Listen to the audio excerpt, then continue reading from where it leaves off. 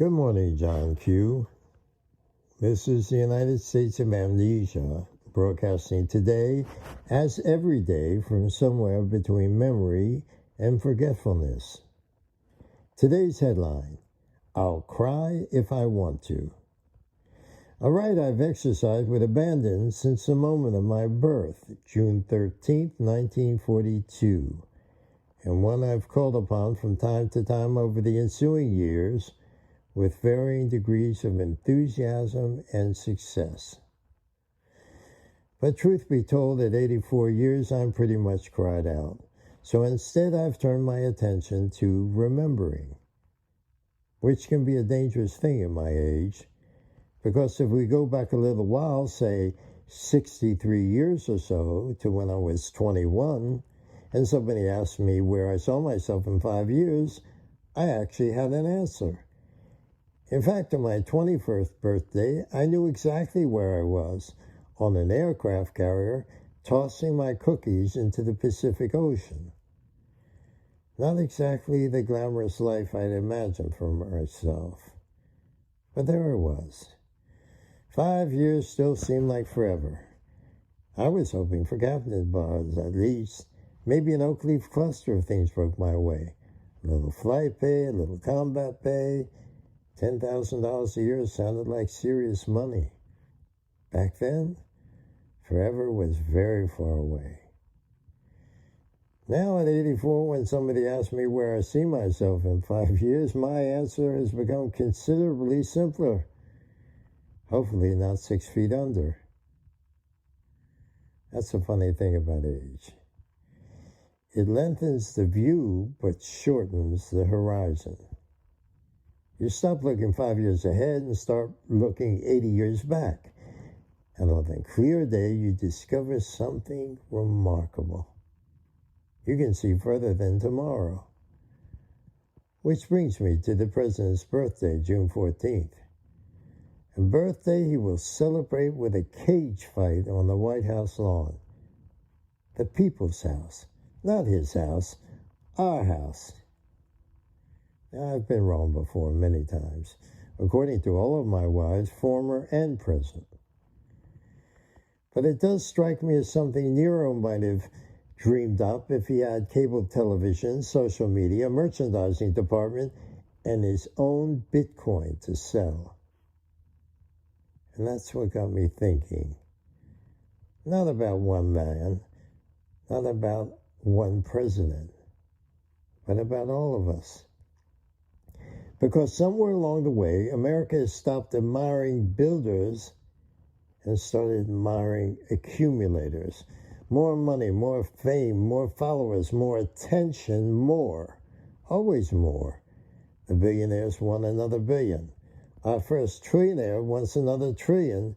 And the rest of the country is trying to decide whether this week's paycheck goes toward food, medicine, gasoline, rent, or simply surviving long enough to ride this roller coaster in hell another week.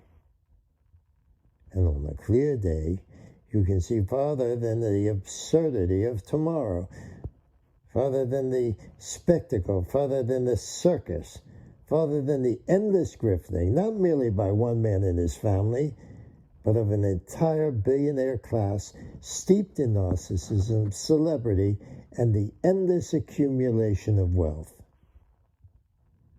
Whatever happened to the old admonition that it is easier for a camel to pass through the eye of a needle than for a rich man to enter the gates of heaven? Somewhere along the way, we've stopped treating wealth as a responsibility and began treating it as a virtue unto itself. But age teaches you things. Every fortune eventually becomes somebody else's fortune. Every empire becomes somebody else's empire. Every strong man becomes a chapter in a history book, or maybe even a footnote.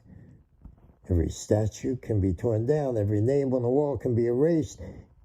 And every age eventually discovers that its absurdities are not permanent. This too shall pass. the spectacle, the endless grift, the billionaires, the politicians, and one day I'm afraid, sooner rather than later, so will I. But God willing, this nation will remain. Its flag will still fly, provided we remember. Provided we remember where we've been, provided we remember what worked, provided we remember what failed, provided we remember that the strength of a country has never resided in one man. It has always resided in the whole, we the people. So on this birthday, I give thanks for my wife, for my children, for the gift of another day, let alone another year, and for my voice, this voice, a chance to remind anyone willing to listen that the purpose of life is not accumulation, it is contribution. The future is not something that happens to us. The future is something we build. And we build it best when we remember the obscenities of where we've been so that we do not repeat them where we are going.